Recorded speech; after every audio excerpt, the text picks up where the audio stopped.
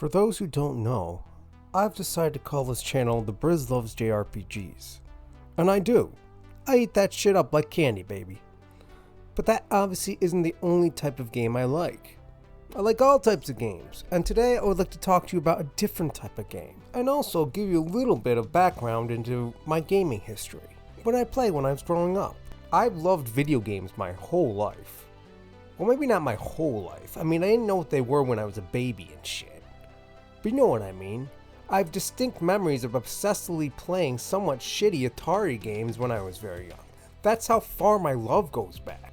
When I look back at my life in gaming, I tend to associate different eras and times in my life with games I was playing.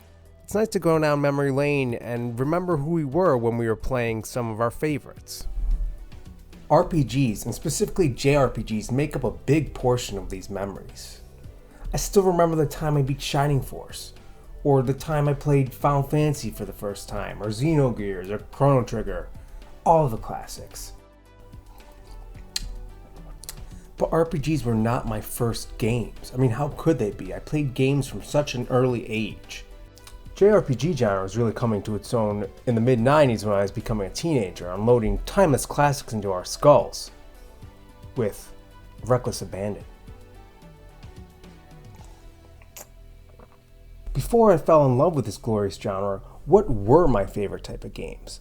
Obviously, I loved the classic sort of games. Everyone knew the Marios, the Zeldas. If it was a good game, I liked it. But what was the one feature that a game could have to really get me going when I was a young kid? I'll tell you what it was. It was blood. I like blood. If a game had blood in it, no matter how shitty it was cool. Granted, most of the bloody games I have fond memories of are quite good. There's playing Splatterhouse at the local putt-putt place. My brother doing Sub-Zero's fatality at Great Northern Mall in Mortal Kombat. A random werewolf biting your guys and two crude dudes. No, seriously, this was a very important memory for me. I remember renting this game. It was for the Genesis. And for what it was a decent 2D beat-em-up in line with Bad Dudes if you've ever played that. I have a distinct memory of playing this with my brother and getting to a werewolf. I think it was a boss, but I'm not sure. Out of nowhere, the thing jumps on one of our dudes and blood spurts out in all its crimson glory. We both looked at each other and said, "Did you see that? Blood!" Listen, I am no condoner of real violence, but who doesn't love depiction of some mayhem in our fictional media? It's something about the taboo of it, the naughtiness of it. It's like when you'd watch a horror movie when you were really little. Or you'd be watching an R-rated movie and there'd be some tits in it.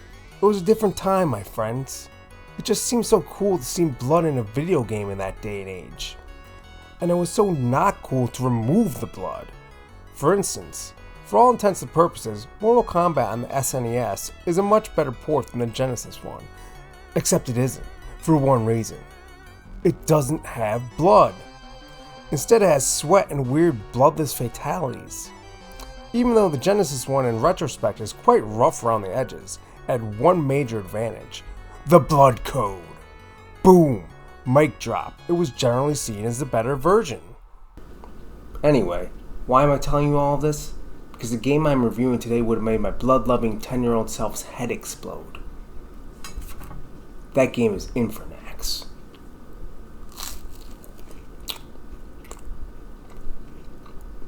Developed by Berserk Studio and published by the Arcade Crew, Infernax was released on Valentine's Day, February 14th, 2022, just in time for all of us lonely sad sacks to have our own St. Valentine's Day massacre of demon baddies.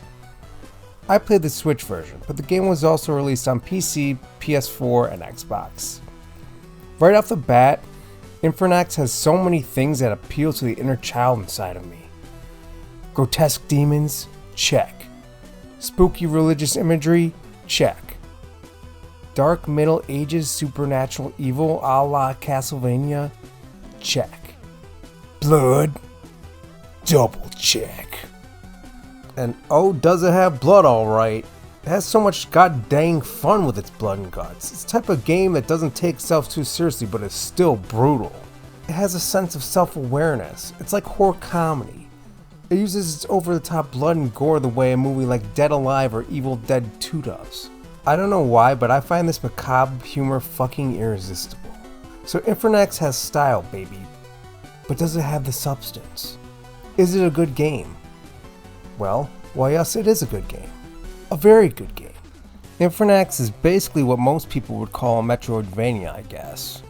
It clearly takes a good deal of influence from games like Castlevania II Simon's Quest and Adventures of Link. There's just something about good old 2D platforming action. If it's done right, you just can't beat it. And in Infernax, it's done real good. Racking shit with your mace just feels nice. There's just a sweet spot in these type of games where the sound effect, hitboxes, and controls combine to make something addictive and satisfying. In a game where you're going to spend most of the time hitting stuff, this is very important. Infernax gets it right. But anyway, yeah, so if I had to compare it to one game, it would probably be Simon's Quest. You're going to be going to towns, you're going to be going through dungeons, you're going to be beating boss battles and earning abilities to unlock new areas. Basically, the same sort of thing. It's like Simon's Quest if it didn't suck. Maybe that's too harsh. Simon's Quest was a pretty revolutionary game for the time. Like all too many games from back in the NES era, making progress on Simon's Quest was very unintuitive and confusing. While Infernax is easy to figure out where to go, and fun. Indie developers these days have really figured out how to marry the gameplay of the NES classics with modern conveniences and playability. I mean, think about it.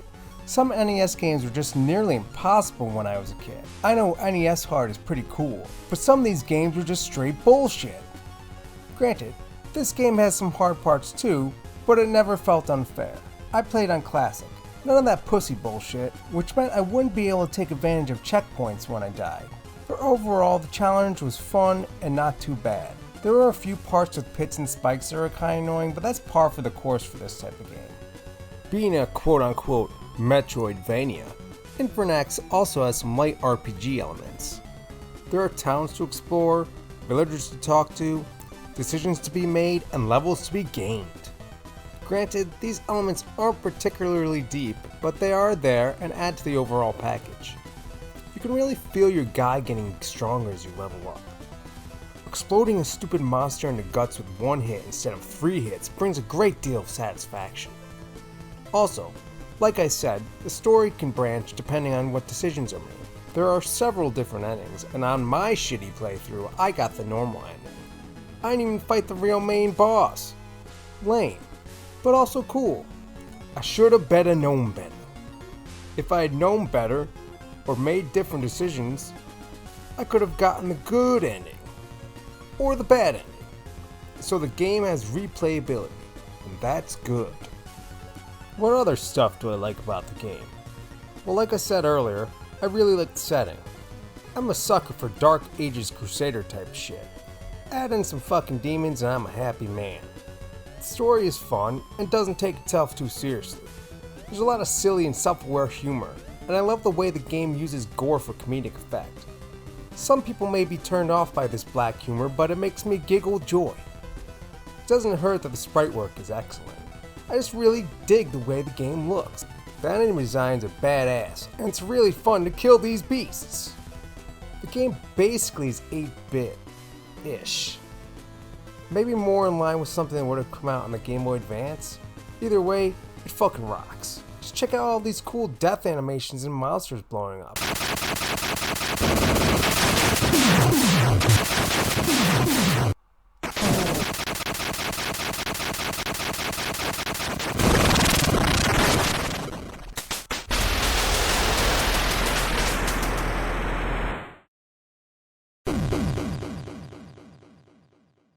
That's so rad. Let me just say I'm so happy that pixel art has made a comeback the last decade. It's funny to think that we were so eager to switch to shitty 3D graphics when the PlayStation came out. Man, some of that stuff did not age well. So what else haven't I touched on? Oh yes, the music. The music is rad. You can definitely hear some Castlevania influence in there, as well as some other NES classics like Ninja Gaiden. Basically, it's top tier NES music. The instrumentation as well as the sound effects adhere strictly to the sort of sounds that you would hear blasting straight from your Nintendo to your dad's sound system when you were a kid. It sounds great, That's right, the sound effects are crunchy, delicious morsels of satisfaction that sound like they are cooked up right in your NES oven.